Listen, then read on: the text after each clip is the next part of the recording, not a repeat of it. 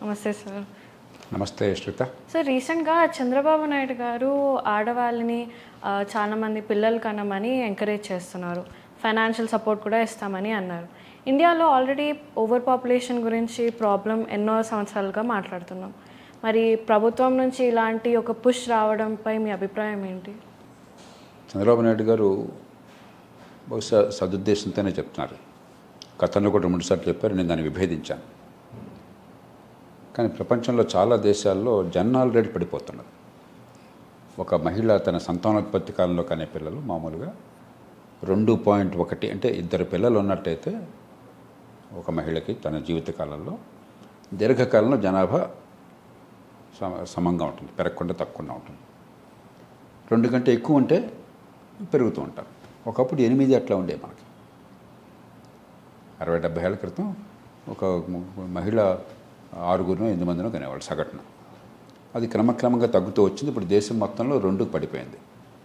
కొన్ని రాష్ట్రాల్లో, దక్షిణాది రాష్ట్రాలు కానీ, లేకపోతే పశ్చిమ బెంగాల్ కానీ, మరి రాజస్థాన్ కానీ, మధ్యప్రదేశ్ కానీ, మహారాష్ట్ర కానీ, రాజస్థాన్ కానీ, పంజాబ్ కానీ, ఢిల్లీ కానీ, చాలా రాష్ట్రాల్లో దాదాపు దేశంలో 1-2 రాష్ట్రాలు, బీహార్, ఉత్తరప్రదేశ్ మినహాయిస్తే దాదాపు అన్ని రాష్ట్రాల్లో కూడా 2 కంటే పడిపోయింది. అందుకని కొందరు ఏం వాదిస్తున్నారంటే మనం జనాభా రేపొద్దున ఇబ్బంది అవుతుందేమో, పనిచేసే వాళ్ళ సంఖ్య తగ్గుతుందేమో, రాజకీయంగా రాష్ట్రాల మధ్య సమతూకం దెబ్బతింటుందేమో అని ఆందోళన వెలుగుతున్నారు. అలాగే ప్రపంచంలో సంపన్న దేశాల్లో ఉన్న కొద్దికి పిల్లల్ని కంటం తగ్గిపోతున్నది. దక్షిణ కొరియా 1 కంటే తగ్గిపోయింది. అంటే సగటున ఒక మహిళ జీవితకాలంలో 1 బిడ్డనే కంటుంది. చాలా దేశాల్లో 1.2, 1.3 అట్లా ఉందన్నమాట. వాళ్ళు కూడా ఆందోళన వెలుపుస్తున్నారు. కానీ మన దేశంలో ఈ ఆందోళన ఇప్పుడు ఇవాళ సహేతుకమైనది కాదు. ఈ ఆందోళన అవసరం లేదు. ఎందుకంటే ఉన్నటువంటి పిల్లలకి, ఉన్న యువతకి మంచి ప్రమాణాల విద్య ఇవ్వలేకపోతున్నాం, నైపుణ్యాన్ని, స్కిల్ని ఇవ్వలేకపోతున్నాం, మంచి ఆరోగ్యాన్ని, ఆరోగ్యం ఉంటేనే కదా పనిచేసే శక్తి ఉండేది, ఇవ్వలేకపోతున్నాం, ఉపాధిని కల్పించలేకపోతున్నాం. లక్షలాది మంది ఉద్యోగాలు అక్కడ అడుగుతున్నారు. వాళ్ళకు ఉపాధి కల్పించడం కష్టమవుతుందని ఆర్థిక వ్యవస్థలో సంఘటిత రంగంలో నెల జీతం ఉద్యోగాలు ఎక్కువగా ఉత్పత్తి కావట్లేదు, అసంఘటిత రంగంలో ఉంటున్నాయి కదా. కాబట్టి ఉన్నటువంటి ఈ మానవ వనరులను ఉపయోగించుకోకుండా కొత్తగా కావాలనుకోవటం ధర్మం కాదు కదా. ఇది వేరే దేశాల సమస్యని మన దేశానికి మనం అరుగు తెచ్చుకుంటున్నాం ప్రస్తుతానికి. ఇంత జనాభా అక్కర్లా. చాలామంది మర్చిపోయేది ఏంటంటే 1901లో ప్రపంచ జనాభా కేవలం 100 కోట్లు, ఇవాళ 800 కోట్లు దాటింది, 8 రెట్లు దాటింది. ఒక 100 ఏళ్లలో 1901 నుంచి 2000 సంవత్సరానికి జనాభా దాదాపు 4 రెట్లు పైన పెరిగింది. 1901లో 100 కాదు, 100 కోట్లు 150 కోట్ల జనాభా, 150 కోట్లలో 600 కోట్లు అయిపోయింది. 4 రెట్లు పెరిగింది. ప్రపంచ చరిత్రలో ఏ శతాబ్దంలోనూ అన్ని రెట్లు పెరగల, ఇంకెప్పుడు అంత పెరగదు. 1901లో భారతదేశం, అవిభక్త భారతదేశం జనాభా, ఇప్పటి ఇండియా, పాకిస్తాన్, బంగ్లాదేశ్ కలిపిన జనాభా 24 కోట్ల కంటే తక్కువ. స్వతంత్రం వచ్చేప్పుడు మన దేశ జనాభా 32 కోట్లు, ఇవాళ 145 కోట్లు. ఈ 145 కోట్ల బదులు ఒక 15 ఏళ్ళు పోయిన తర్వాత, 25 ఏళ్ళు పోయిన తర్వాత 160 కోట్లకి వెళ్ళి ఆగిపోయింది అనుకోండి, దానిలో నష్టం ఏం లేదు. 250 కోట్ల జనాభా అక్కర్లా మనకి. కాబట్టి మనకి జనాభా తగ్గిపోతుందన్న బాధ నాకు దానిలో పెద్ద అర్థం లేదు. దీనికి పరిష్కారం ఏంటంటే దేశం లోపల కొన్ని ప్రాంతాల్లో కొంచెం పనిచేసే వాళ్ళ సంఖ్య తగ్గచ్చు. దానికి ఇమ్మిగ్రేషన్ లేకపోతే మైగ్రేషన్, మన దేశంలోనే ఎవరు ఎక్కడైనా నివసించవచ్చు. మీరు కొన్ని రాష్ట్రాలు చూడండి, మైగ్రేషన్ ఉన్న రాష్ట్రాల్లో ఉదాహరణకి ఢిల్లీ ఉంది. ఢిల్లీ కేంద్రపాలిత ప్రాంతం పెద్ద ఎత్తున ఒక ఆర్థికంగా ఒక మ్యాగ్నెట్ అయింది, ఒక అయస్కాంతమైంది. కాబట్టి దేశం నలుమూల నుంచి లక్షలాది మంది అక్కడికి వలసపోతున్నారు, మంచి ఉద్యోగాలు వస్తున్నాయి, ఆర్థిక వ్యవస్థ పెరుగుతుంది. ఢిల్లీలో జనాభా 34% పెరిగింది 2001 నుంచి 2011 నుంచి ఇప్పటిదాకా. ఈ 15 ఏళ్లలో అతి ఎక్కువ పెరిగింది ఢిల్లీలో. జనాల రేటు ఎక్కువ ఉంది కాదు, ఢిల్లీలో కూడా 1.2 పిల్లలు అక్కడికి అనేది మహిళ. కానీ వలస వల్ల పెరిగింది. ఆర్థిక వ్యవస్థ బ్రహ్మాండంగా నడుస్తుంది, ఆదాయాలు పెరుగుతున్నాయి. అట్లాగే మహారాష్ట్ర జనాల రేటు తక్కువ ఉన్నా కూడా 15-16% పెరిగింది. తమిళనాడు, కేరళ ఇలాంటి చోట్ల 6-7% పెరిగింది జనాభా. కానీ మహారాష్ట్రలో 15% వలసలు. బాంబే నగరం కానీ ఇతరులుగా దేశం నిర్మూలన చూస్తున్నారు. అట్లాగే హర్యానా, ఢిల్లీ చుట్టుపక్కల పక్కన ఉంది కాబట్టి మళ్ళీ అక్కడ కూడా చాలామంది ఎక్కువగా ఇతర రాష్ట్రాల నుంచి ప్రజలను ఆకర్షిస్తారు. హర్యానా 23.5% పెరిగింది.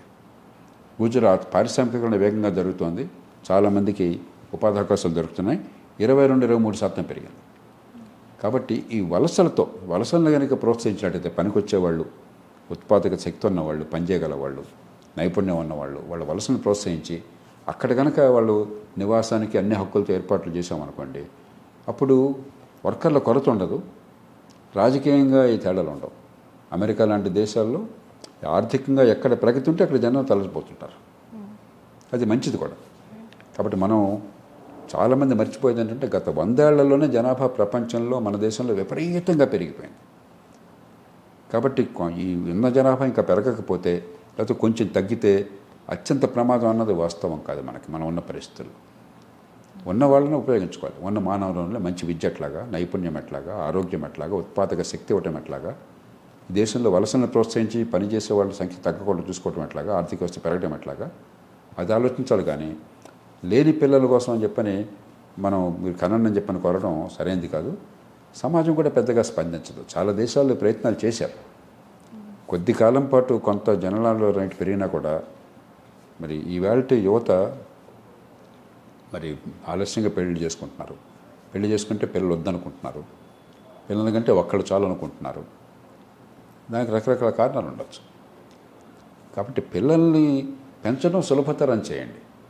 సమాజంలో ఉదాహరణకి మంచి విద్య డబ్బులు ఖర్చు లేకుండా అందించే ఏర్పాటు చేస్తామా, మంచి ఆరోగ్యం. ఇవాళ కాన్పు కావాలంటే మధ్యతరగతి వర్గాలు కూడా దాదాపు 1.5 లక్ష ఖర్చు పెడుతున్నారు ఆ ప్రెగ్నెన్సీ, ఆ కాన్పుకు మేనేజ్మెంట్కి. అది చాలా ఎక్కువ డబ్బు ఈ దేశంలో. కాబట్టి మంచి ఆరోగ్యాన్ని అందించండి, మరి మంచి ఉపాధి అవకాశాలను కల్పించండి, ఆర్థిక వ్యవస్థని పెంచండి. అంతేగాని జనాభాని ఇప్పుడున్న పరిస్థితుల్లో పెంచాల్సిన అవసరం లేదు. మంచి ఉద్దేశంతో అయినా కూడా నా దృష్టిలో పెద్ద దూరంగా ఆలోచించి చేసిన నిర్ణయం కాదు. పెద్ద ఫలితాలను కూడా ఇవ్వకపోవచ్చు. సో రీసెంట్గా డీలిమిటేషన్ గురించి డిబేట్ కూడా నడిచింది కదా సార్. అందులో ఎక్కువ పాపులేషన్ ఉన్న స్టేట్స్కి ఎక్కువ సీట్స్ లోక్సభలో దొరుకుతాయని కూడా డిస్కషన్ అయింది. సో సిమిలర్లీ ఆంధ్రప్రదేశ్లో కూడా పాపులేషన్ పెరిగితే లోక్సభలో పొలిటికల్ రిప్రజెంటేషన్ పెరుగుతుంది కదా. మరి చాలా రాష్ట్రాల్లో అమెరికాలో ఉదాహరణకి ఇల్లినాయ్ రాష్ట్రం ఉంది. గతంతో పోలిస్తే ఇప్పుడు పాపులేషన్ తగ్గింది, శాతం తగ్గింది, వాళ్ళ రిప్రజెంటేషన్ తగ్గింది. కాలిఫోర్నియా రిప్రజెంటేషన్ 4-5 రెట్లు పెరిగింది గతంతో పోలిస్తే. కొన్ని రాష్ట్రాల్లో గణనీయంగా పెరిగింది. అంటే ఏమిటి, వలసలు పోయారు. ఆ వలసల వల్ల ఆర్థిక పరిస్థితి వలసలు పెరిగారు, బలవంతంగా ఎవరు తీసుకెళ్ళలేదు వాళ్ళని. కాబట్టి మీరు మీ రాష్ట్రాన్ని ఆకర్షణీయంగా చేయండి. దేశం నలుమూల నుంచి సమర్థులు, ప్రతిభావంతులు, పనిచేసే వయసులో ఉన్న వాళ్ళు వచ్చి మీదకి వస్తారు, మీ జనాభా అవుతారు. అలా మార్చండి. కానీ మీకు రాజకీయంగా 4 లోక్సభ సీట్లు కావాలని చెప్పంటే పిల్లలు మనకి జూలో జంతువుల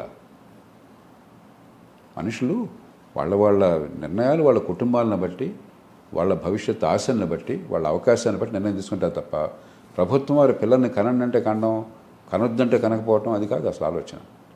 ప్రభుత్వానికి ఆ శక్తి లేదు, ఆ అధికారం లేదు.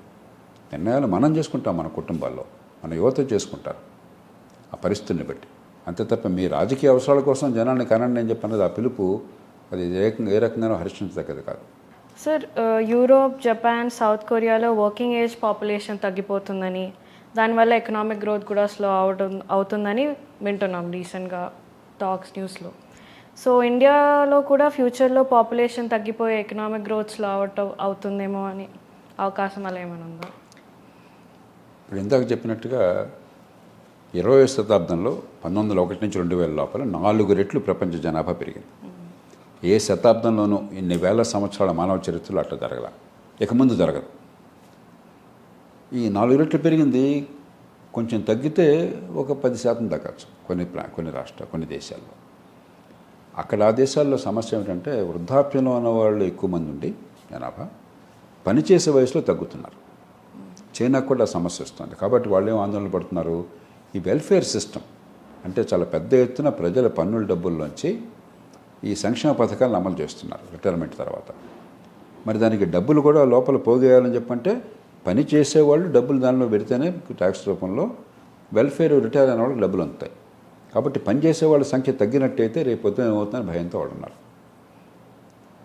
మౌలికంగా ఇది సంక్షేమ రాజ్యాన్ని అమలు చేయడంలో ఉన్న సమస్య. దానికి తంటాలు పడుతున్నారు వాళ్ళు. మన సమస్య అది కాదు. మన సమస్య ఉన్నటువంటి పిల్లలకి ఉపాధి అవకాశాలు కల్పించడం ఎట్లా, వాళ్ళకి మంచి ప్రమాణాల విద్యను ఇవ్వటం ఎట్లాగా, వాళ్ళకి స్కిల్ని ఇవ్వటం ఎట్లాగా, పనిచేసే స్కిల్ని, సంపాదించే శక్తిని ఇవ్వడం ఎట్లాగా, ఆరోగ్యాన్ని ఇవ్వటం ఎట్లాగా. మన జనాభా చూస్తే మన చదరపు కిలోమీటర్కి మన దేశంలో జనాభా ఈవేళ 450 దాటుతోంది. చాలా దేశాలు నగరాల్లో కూడా ఆ జనాభా ఉండదు. మన దేశం మొత్తంలో సగటున 450 మంది చదరపు కిలోమీటర్కి. వనరులు తక్కువ, జనాభా ఎక్కువ. కాబట్టి ఈవేళ అర్జెంటుగా పిల్లలు పెరిగిపోవాలి, పెంచాలనుకోకర్లా. ఇందాక నేను చెప్పినట్టుగా మైగ్రేషన్, దేశం లోపలే ఎక్కువ జనాభా ఉండి యువత పనిచేసే వయసులో ఉన్న వాళ్ళ సంఖ్య చాలా ఎక్కువగా ఉన్న రాష్ట్రాలు ఉన్నాయి. కొన్ని రాష్ట్రాల్లో కొంచెం కొద్దిగా కొరత కనిపిస్తే అక్కడికి పెద్ద ఎత్తున మైగ్రేషన్ మీరు ప్రోత్సహించండి, వలసలను ప్రోత్సహించండి. ఇందాక చెప్పాను నేను, ఫ్లారిడా కానీ టెక్సాస్ కానీ ఇలాంటి రాష్ట్రాలు గతంలో జనాభా తక్కువ ఉండేవి. ఇప్పుడు జనాభా గణనీయంగా పెరిగి అక్కడ లోక్సభలో సీట్ల శాతం పెరిగింది, వాళ్ళ అమెరికన్ పార్లమెంట్లో సీట్ల శాతం పెరిగింది. అట్లాగే కొన్ని రాష్ట్రాలు పెన్సిల్వేనియా కానీ న్యూయార్క్ కానీ గతంలో చాలా ఎక్కువ జనాభా ఉండేది. మన కొద్దిగా జనాభా తగ్గి ఇలినాయ్ కానీ జనాభా శాతం తగ్గి అక్కడ వాళ్ళ ప్రాతినిధ్యం తగ్గుతుంది. అమెరికాకి నష్టం కలగదా, ఆర్థికాభివృద్ధి జరుగుతూనే ఉంది. కాబట్టి కొన్ని ప్రాంతాల్లో జనాభా వెళ్ళి వలసలు పోయినట్టయితే, జనాభా తగ్గినట్టయితే, మరికొన్ని ప్రాంతాల్లో పెరిగితే మీకు ఆర్థికాభివృద్ధిగా లోటు ఉండదు. ఆర్థికాభివృద్ధి ఉన్న చోట జనాభా వచ్చేస్తారు. అంతేగాని ఇక్కడే జనాన్ని పుట్టించాలని చెప్పి అనుకుంటే మన దేశం ఉన్న పరిస్థితుల్లో సరైన ఆలోచన కాదు. అందుకని మనం పుల్లను చూసి నక్కవాత పెట్టుకుందని చెప్పని అభివృద్ధి చెందిన దేశాలు అత్యున్నత స్థాయిలో ఆదాయాలు ఉన్నప్పుడు, ఒక మంచి ప్రమాణాల జీవితాన్ని అందరికీ ఇచ్చినప్పుడు, అందరికీ ఉపాధి కలిగించినప్పుడు పనిచేసే మనుషులు లేరని చెప్పని ఆందోళన వాళ్ళకు ఉండొచ్చు, పన్నులు కట్టే మనుషులు తగ్గారని ఆందోళన ఉండొచ్చు. మనకు ఉన్న జనాభాలో పన్నులు కట్టేవాళ్ళు చాలా తక్కువ. వీళ్ళందరినీ పన్నులు కట్టే స్థాయికి చేయడం ఎట్లాగా? వీళ్ళందరికీ ఆదాయాలు పెంచి సంఘటిత రంగంలో తీసుకొచ్చి అందరూ ఆదాయ పన్ను కట్టేటట్లా చేయాలి. భారతదేశం మొత్తం జనాభా 145 కోట్లున్నా కూడా పన్నులు కట్టే జనాభా 1,20,00,000 మందే. ఆ దేశాల్లో జనాభా అంతా పన్నులు కడతారు, పనిచేసే వయసులో అంతా పన్నులు కడతారు. కాబట్టి వాళ్ళ సమస్యలు వేరు, మన సమస్యలు వేరు. మనం ఉన్న పరిస్థితి, ఆర్థిక పరిస్థితి, సామాజిక పరిస్థితి వేరు.